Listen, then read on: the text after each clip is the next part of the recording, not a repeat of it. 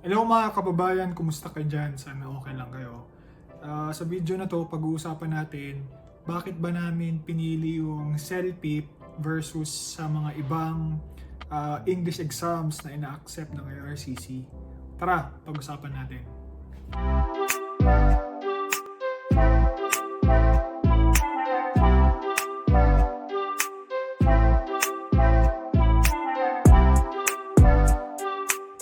Pag ikaw ay nangangarap pumunta dito sa Canada, isang requirement na kailangan mong isubmit sa IRCC ay yung language exam. Pwede kang mag-French or English, pero sa ating mga Pilipino, karamihan ang sinasubmit natin is English. So based sa Express Entry Calculator, ang ina-accept lang ng IRCC is una, IELTS, pangalawa is PTE, at pangatlo yung CELPIP. So pag sa English exam, itong tatlo lang ang ina-accept nila. Sa French naman, meron tayong TFE at TCF. Unang reason kung bakit ko pinili or bakit namin pinili ni Leslie itong CELPIP na to is unang-una sa lahat is yung accent.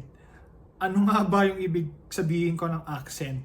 Ito, panoorin mo tong video na to Since I last was on Radio 1, I didn't got to meet Beyonce a couple of times, which the first time I really held it together. I was like, thanks for having me to show B, rare. The thing is, I was in her dressing room and I was like, there was only a little curtain separating us while she was having her makeup done, and I started like going, I don't think. Okay, napakinggan mo.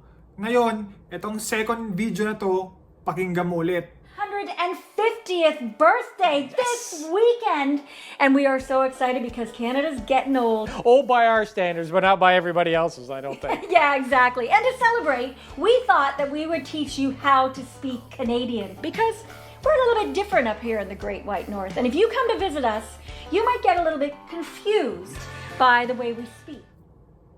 Ngayon, saan mo mas naintindihan? 'Di ba?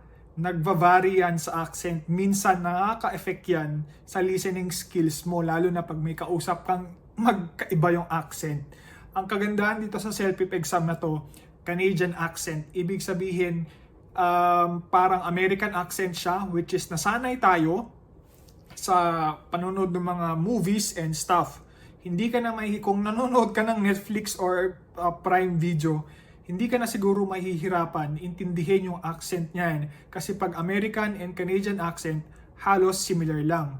Sa ibang exam kasi, katulad nung IELTS, which is British accent, medyo mahihirapan kang intindihin. Kaya mas pinili namin yung CELPIP.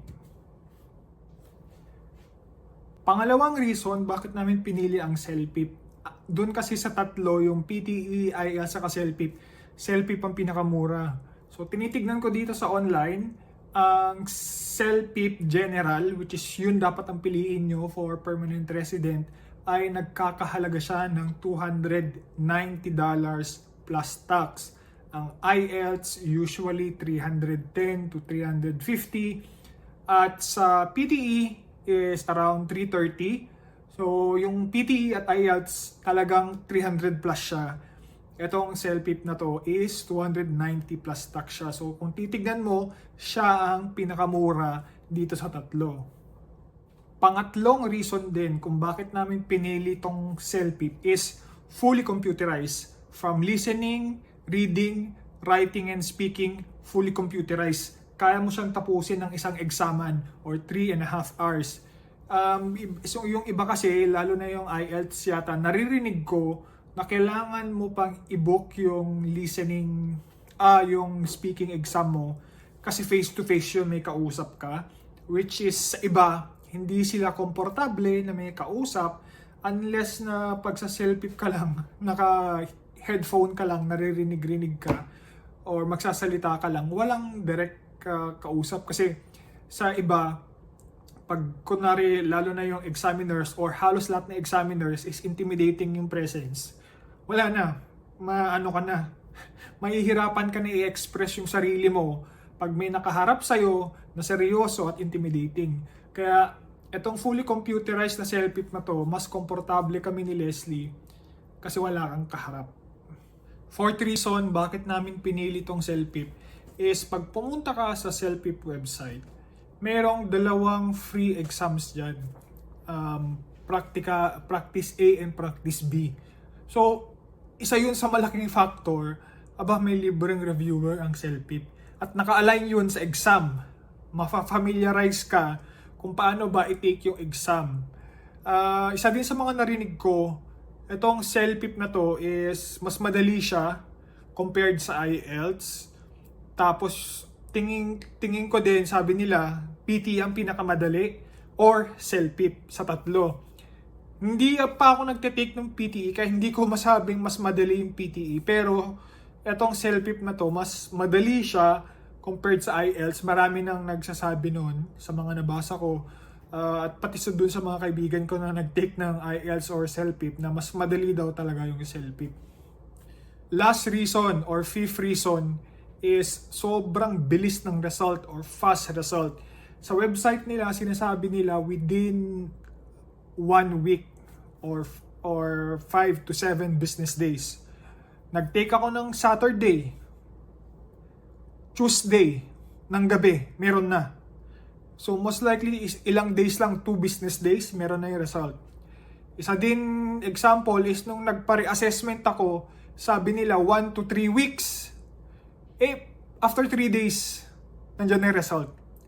Ang maganda dito sa CELPIP, sobrang bilis ng result nila. Hindi mo na i-prolong yung agony mo na maghintay kung yun ang nararamdaman mo. Alam mo na agad yung result within 2 to 3 days.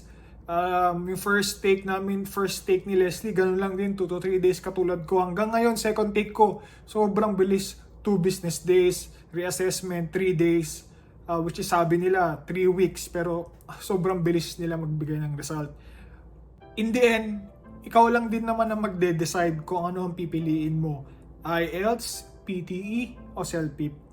Bahala ka kung anong gusto mo, pero ang advice ko, piliin mo kung saan ka mas madali. Kung mas madali sa'yo ang CELPIP, doon ka sa CELPIP. Kung mas madali sa'yo ang IELTS, doon ka sa IELTS. Or PTE, doon ka pumunta.